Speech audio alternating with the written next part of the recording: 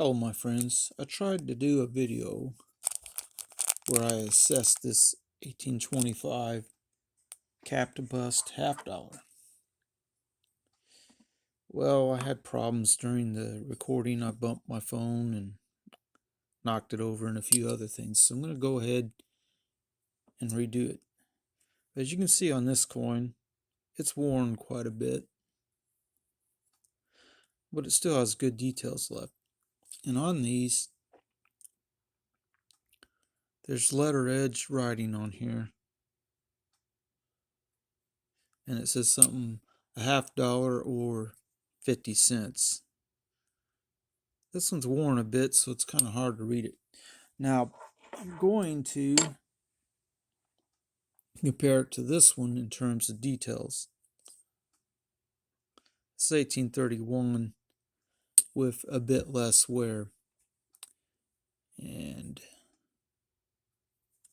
on here, you can see where it says 50 cents or a half dollar, which is kind of cool. Now, first thing you would do with these, if you're buying them, any of them like this, you want to measure the weight.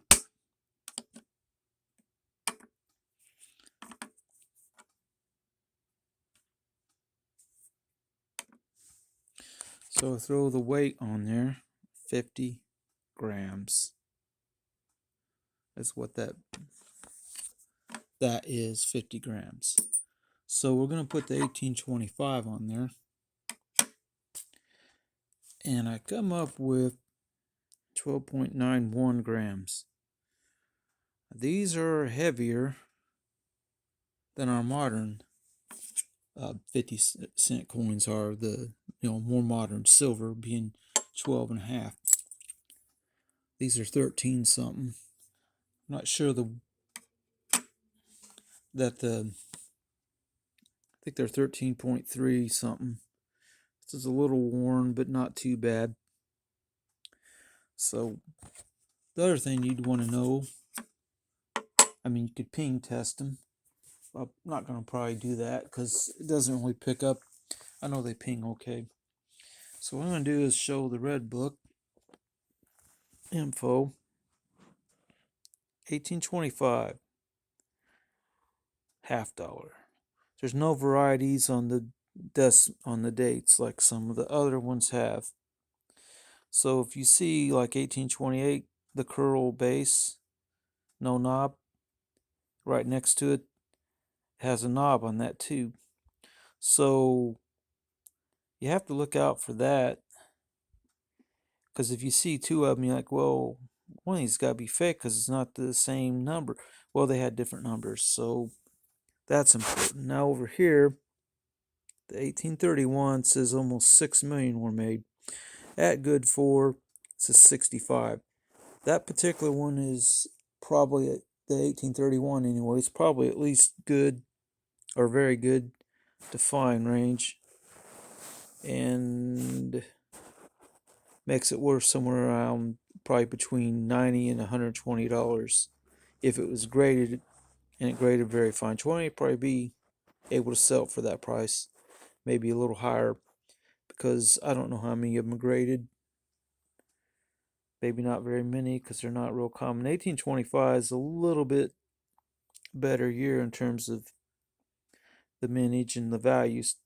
Good for is 75. That one, I don't know if it'd get good for or not on the 1825, but it might. And if it did, I got it for a pretty decent deal because a friend of mine had to sell some stuff. Guy I've known for several years. And when he bought this, that says, looks like 52 and I think 49, maybe 44. So I offered him 50 and he took it. Which, he said these are going up a little bit, but sometimes when you sell, you don't really know.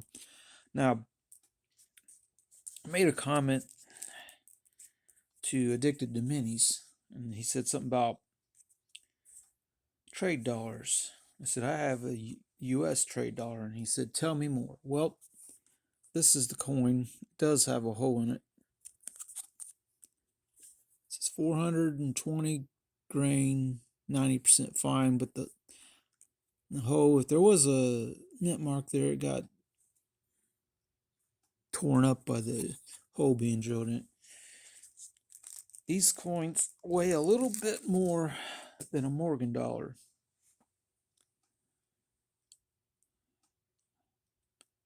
It's been cleaned and messed up a little bit, but I wouldn't have got it for probably under 80 bucks unless it was slightly damaged like this. Maybe even 100, because they just don't sell that often.